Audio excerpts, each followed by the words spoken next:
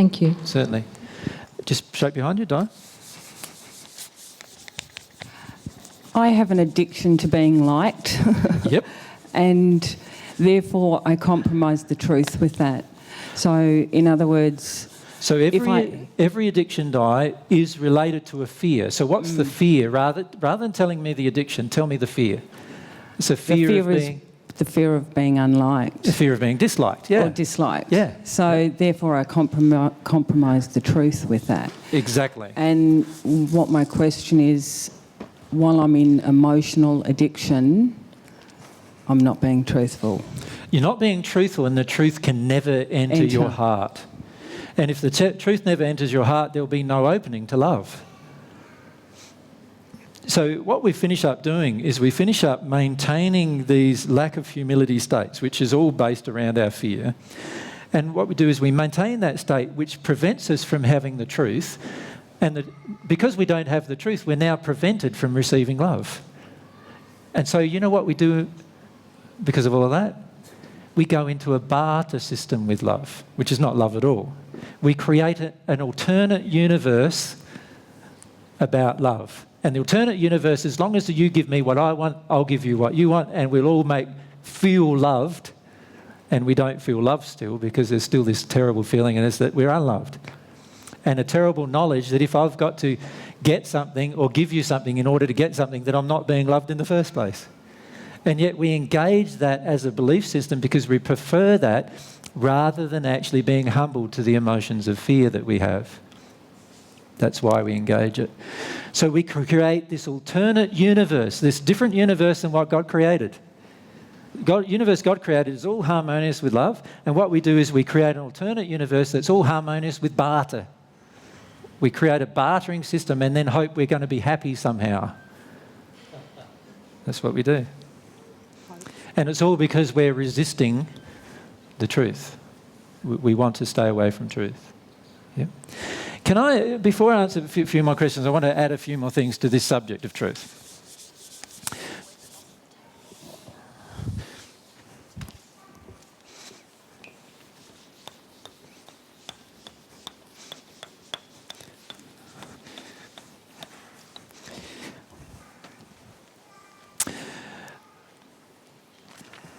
You know how we've talked about the laws of God. We've talked about the laws of free will, law of desire, law of cause and effect just recently. We've talked about the law of forgiveness and repentance. You've heard of that law? The laws of love. And I'll talk a little bit about some of those laws in a minute. But every one of those laws we've talked about for hours. And likely after you've listened to the discussion, you've gone home and talked about it for hours.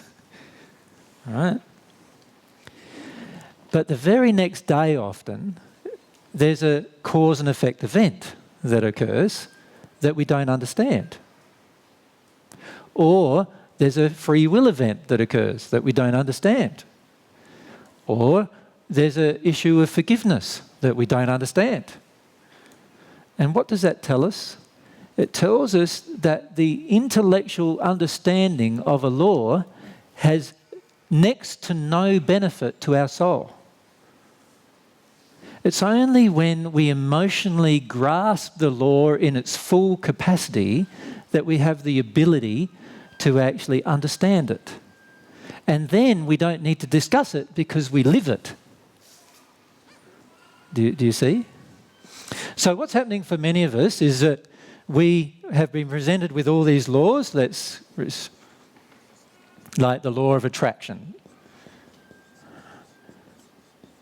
How many of you are afraid of the law of attraction? Be honest, good half of the audience still. Yep. That tells us that we are yet to have the law in our heart. The law is not in our heart, it's just an intellectual understanding at this point. The law of cause and effect that we went through last time we were together. How many of you are confused with the law of cause and effect? Like something happens and you're trying to work out, why did that happen? Why did that happen? Right? Okay. What about the law of desire? Do all of you believe you understand that law? Have all of you got exactly what you want right at this moment? No one has that? Someone has exactly? If you haven't got exactly what you want in all areas of your life right at this moment, then you don't understand the law of desire. Does that make sense? So that's another law. It's not understood at the soul level, I'm saying. The law of forgiveness. When somebody comes up and punches you in your arm, how many of you feel like forgiving them? How many of you, when somebody comes up and yells and screams at you, how many of you feel like forgiving them? So that indicates if the feeling isn't there, it means that the law isn't in your heart yet. Because you would actually feel like that once the law's there. Do you understand? Yeah? How about the law of repentance? I'll just write it like this.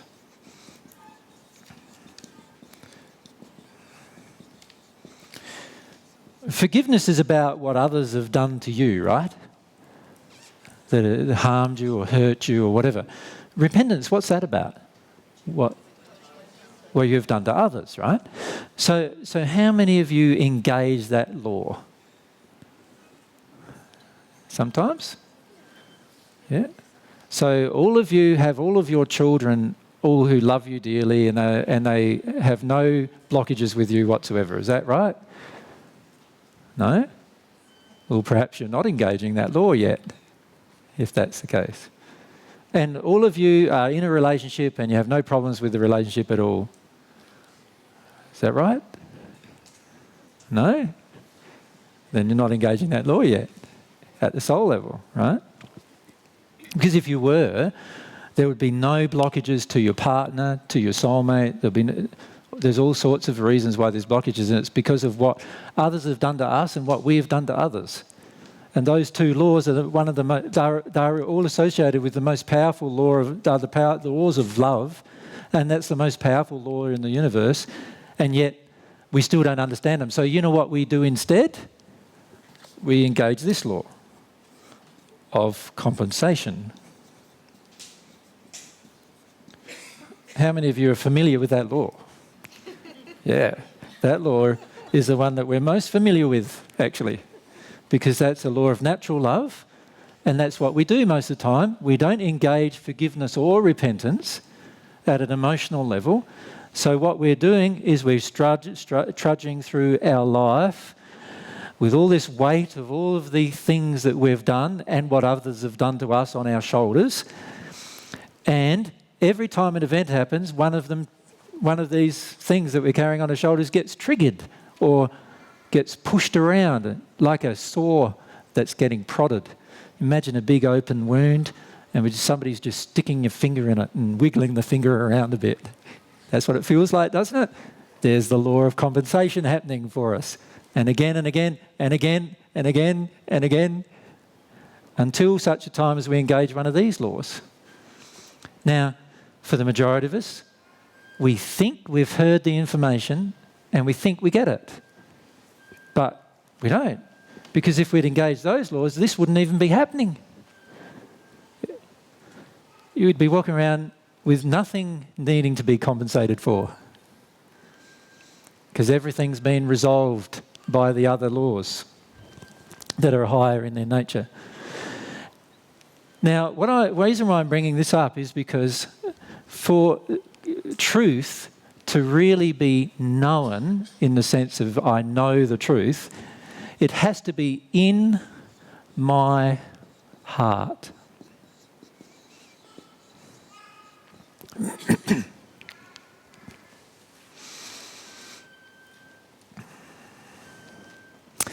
And if it's not in my heart yet, I'm going to have to try. But when it's in my heart, I don't have to try anymore.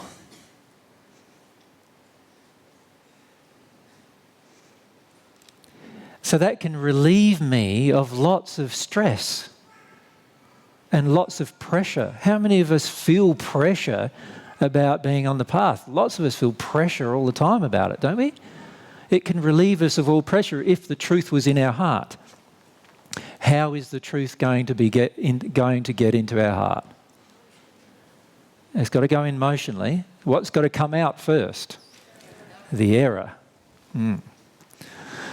So the problem we have now is that we have an understanding intellectually of the first aspect of truth, of the first aspect of divine truth, or the first aspect of the way. The emotional understanding we have of that is this, that only God's love can transform our soul beyond what it was originally created to be. Only God's love can transform us. We can't do it ourselves. That's the fundamental truth.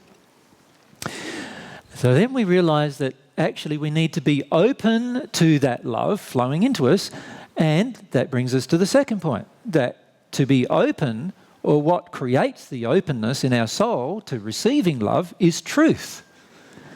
Therefore, we need to have an openness to truth. But we also then realise that many of us don't have much of an openness to truth because we are holding on to error.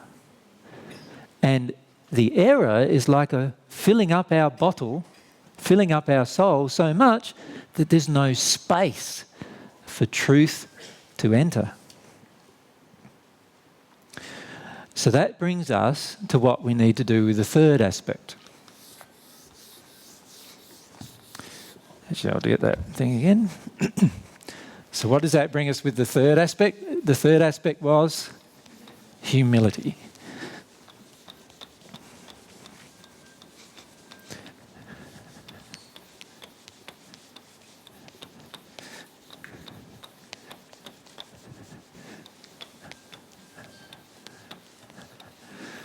So let's talk about humility. So what was humility again?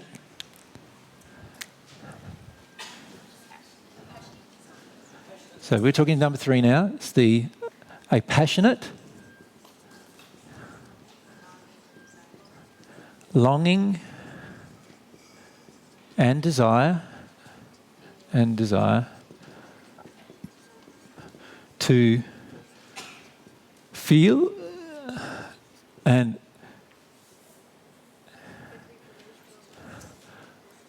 all of my beliefs and emotions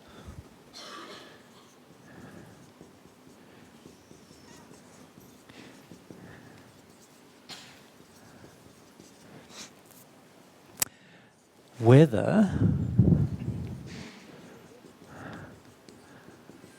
painful or pleasurable,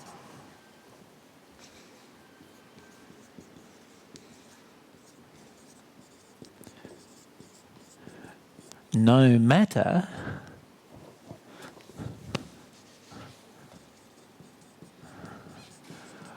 what anyone else thinks.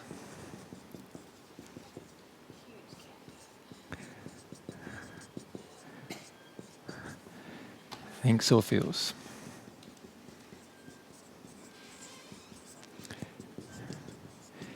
So it's seeing yourself as God sees you from an emotional perspective.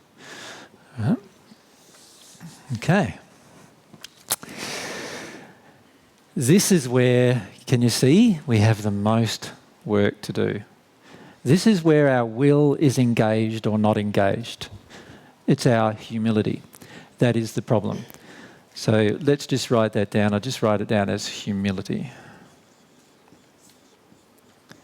Be humble. It's not the same as being humiliated, is it? That's somebody else taking actions to make you feel bad. We're not talking about that.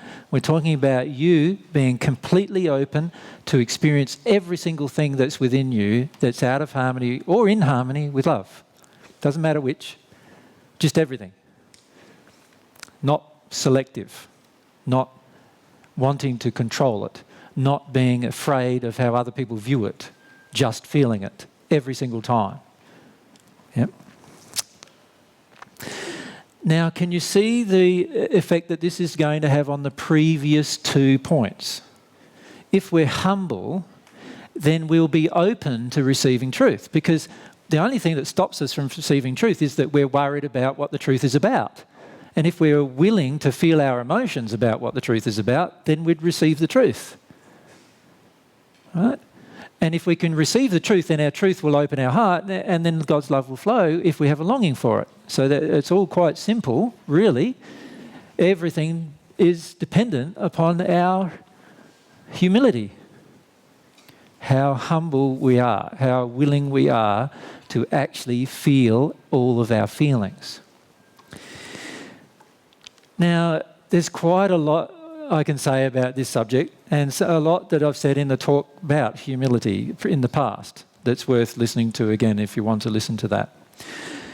What I'm trying to do today is help you see within yourself the relationship between these three things: humility, truth, and love. And how important it is to fully grasp and understand these basic principles of the way, the path to God, the divine love path, as you call it.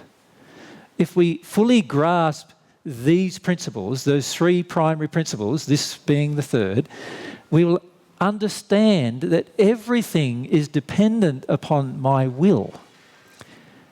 How fast I progress is completely dependent upon my will, nothing else. And I'm not saying that you have to progress fast or slowly, because I'm not saying there's a competition involved.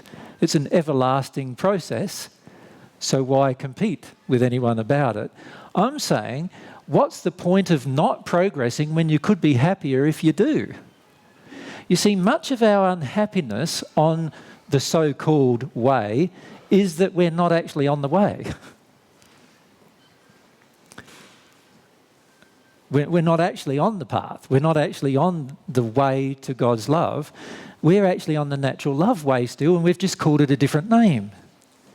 We've learnt all of these principles, learnt all of these laws, and we've done it all intellectually, just like we learnt everything else in our lives. And so we're still on the same path.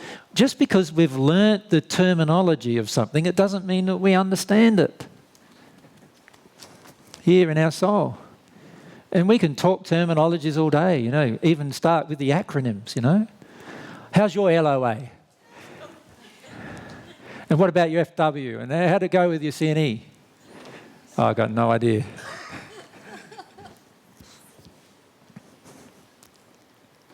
You're still trying to work out the CNE? Cause and effect, yeah. But the point is that, you know, we can create even a language that describes a path and still not understand the path. And many of us have done that. And what's this about it being your law of attraction? I still don't get that. Whose law of attraction? God's law, that's right. Good on you. That just comes straight off the head, didn't it? Is it in your heart? If it was in your heart, you'd trust it, wouldn't you? You'd trust that law. That law of attraction is bringing you every event perfectly to correct your soul. What a wonderful law. You wouldn't be going, oh, what's my law of attraction going to bring next, you know, would you? You'd be going, let's embrace life and see what happens next. And whatever happens next is exactly what I need to have happen, because the law is perfect in its operation. It's going to correct my soul. It's going to change me if I embrace it. This is where we need humility. Now, what does humility feel like to you? See, for a lot of people, I notice humility feels really bad. Like it feels like humiliation is probably a better way that most people use this, a better way to describe what most people feel. It doesn't have to be humiliation. It's just what most of us feel. Whenever we're humbled into a state where we have to feel something, we often feel at the same time quite humiliated rather than feeling humility. See, humility would eventually result in you not feeling humiliated in any situation. So somebody comes up to you and said, oh, I heard 5 years ago that you slept around and you did this and you did that, and now you're with your wife. Does she know? and the person's just talking about it, and instead of feeling these waves of going, how do they know about that? I tried to cover all that over. Instead of feeling all of that, you'd go, yeah, I did. My wife already knows, and we've sorted through the issues emotionally. You'd feel relaxed, would you not? You wouldn't feel humiliated because you have the humility to admit the truth of your life to others. Right? So you wouldn't feel humiliated. If you feel humiliated, you have no humiliatee. Does that make sense? You have no humility if you feel humiliated. Right? And how often do we feel humiliated? Frequently, for many of us, still. Is it not? And yet, if we had true humility, we would be okay with stating the truth about every single thing in our life. As the saying, warts and all. Because we would actually love the process of humility. We understand that it is the grassroots quality that allows the growth of divine love in our soul. It allows us to be open to truth, which allows the love to flow. The truth opens our soul.